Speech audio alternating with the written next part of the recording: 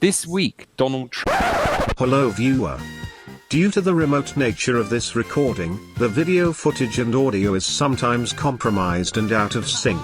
In order to provide an entertaining show, enjoy this stock footage of Crypto Brothers choosing whether to invest in cryptocurrency, over the top of Lucian's dulcet tones. Thank you for understanding. Donald Trump has arrived in DC. He arrived yesterday.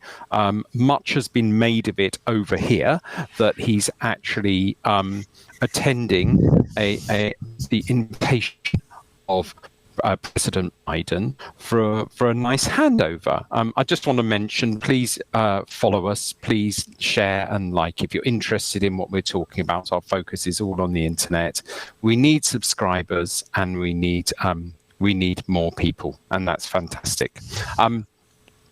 Much has been made of Biden's courtesy to actually have a handover meeting with Donald Trump, in contrast to the end of Donald Trump's term in office, where he refused to hand over or have any sort of meeting. And it's all been graceful and smiley.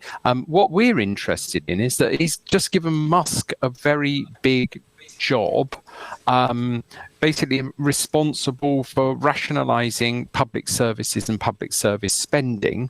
And the boast is that he will be co-chair a new service that will reduce public spending by $2 trillion. What do you think of that, Kieran?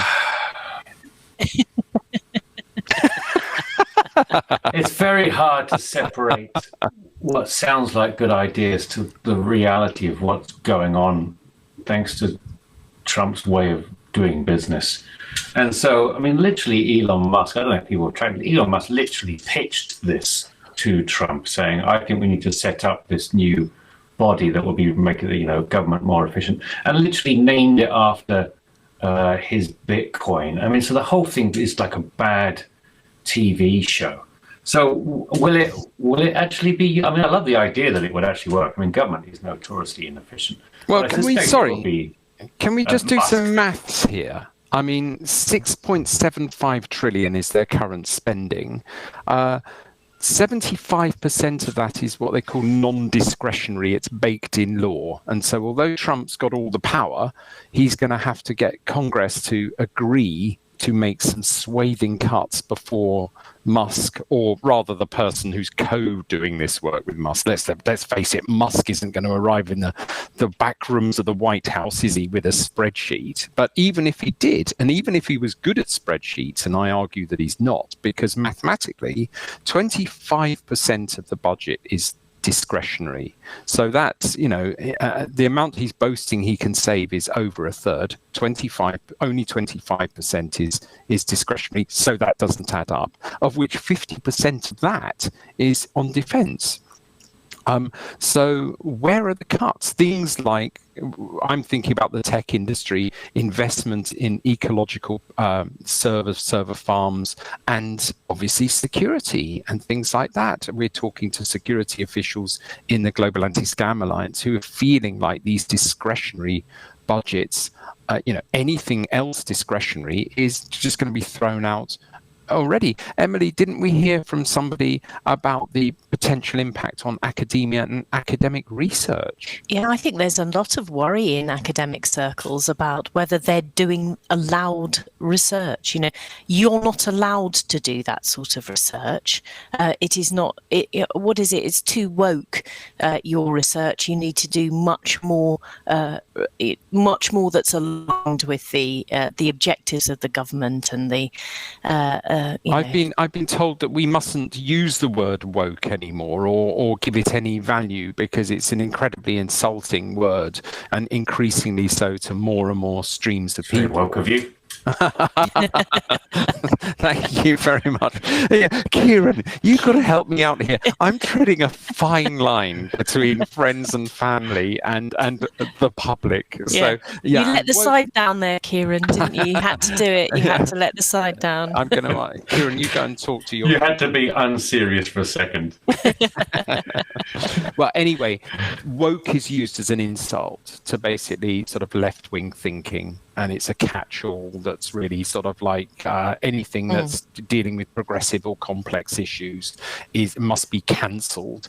And they're talking about cancelling budgets for inappropriate research. Research into I'm sure they'll love sort of research into topics about how to export immigrants, but the softer things like the arts and things, they're all up for grabs. It's an interesting one.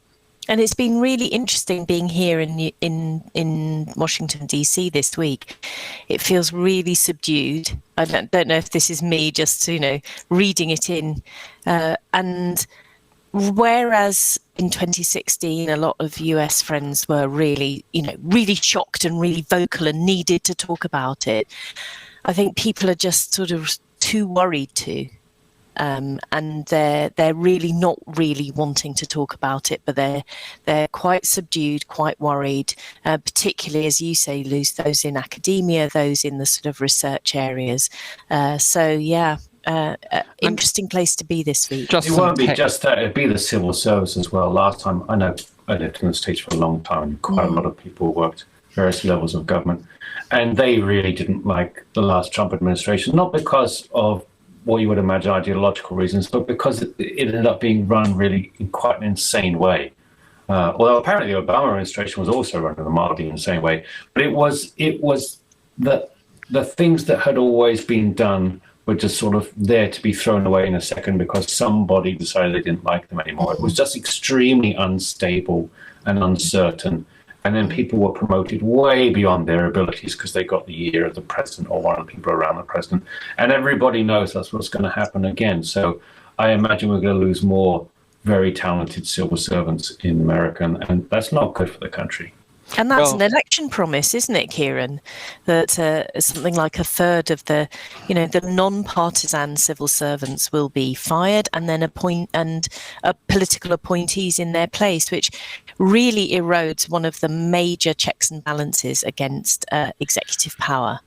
It does. It also undermines competency. I mean, it's very complicated running a government. That's the truth of it. And a lot of civil servants, I know they get a bad rap for lots of reasons, but actually they tend to know how things work, and 1,000 things cogs have to turn to actually make movement. So if you lose those people, you're going to lose basic competency. Well, and that will cause problems down the line. They're easy to take a shot at, and they're usually pretty poorly paid, and they're super bright, super smart people. There are some great ones there who are very limited in what they can say and do.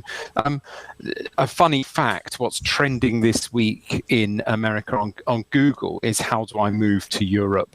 So the response to the results, I think half of those are probably from civil servants. And another thing, as you all know, we track scams and abuse online.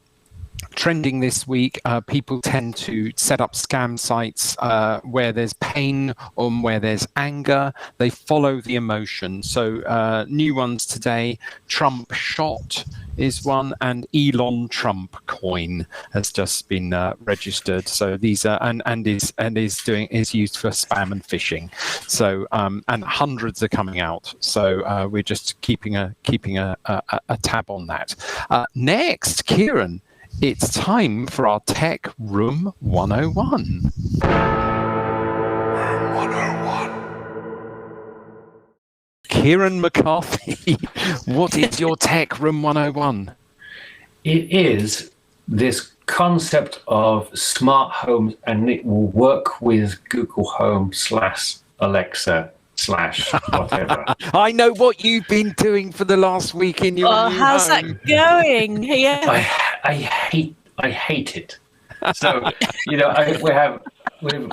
we've got a new dryer because the old dryer packed up, and I've got a new radiator because it was I'm down in the basement, as you can see now. It's too cold down here, and these things were sold as working with Alexa, working with Google Home. Sorry, Kieran, Oh, what no. do you want to do? Did you fall for it? What do you want to do? Well, with it your does humble work. dryer? It works remotely? but in the most basic, infuriating ways. But So what for are the you dryer, trying to do? Well, the What are you dryer going to app's do? You're really- going to What are you the dryer app's really useful. program Tell your me- dryer to while you're sort of out and about. You're like, hey, dryer, dry clothes now. Well, what it does You have to have do- a robot to fill the dryer. It tells you things like, it's full of water and so you need to empty it. It tells you like, oh, this cycle's ended and things like that. So on that level, if you're not in the same room with the dryer, you can't hear it, you sort of go, oh, good, that's done. So that's kind of useful. And the radiator is very useful in the sense of like, I don't want it on all the time. I want it on like half an hour before I'm going there so that it warms up. So there's components to it that are useful. Is it worth the pain, Kieran? Is it worth the pain? I'd rather just turn it on and off now. Just go down. Remember, set an alarm. Go down. But this is the best. I'm going to tell you the best thing is that apparently the dryer works with Google Home, right? So it does. It pops up. This took 15 minutes to happen, and all it can do is turn the dryer off, and then you have to physically go to the dryer to turn it back on again. So this works with. It basically does one thing, and one thing only, and it's actually very inconvenient because you can tap it by mistake. So, I mean, Kieran, you sound like Space Odyssey. You sound like you're in this void with Hal not behaving properly. It's horrible. Trying to get your the dryer to says, work. I can't let you do that, Kieran. I just want my clothes. Anyway, away from Kieran's rather sad tech hell,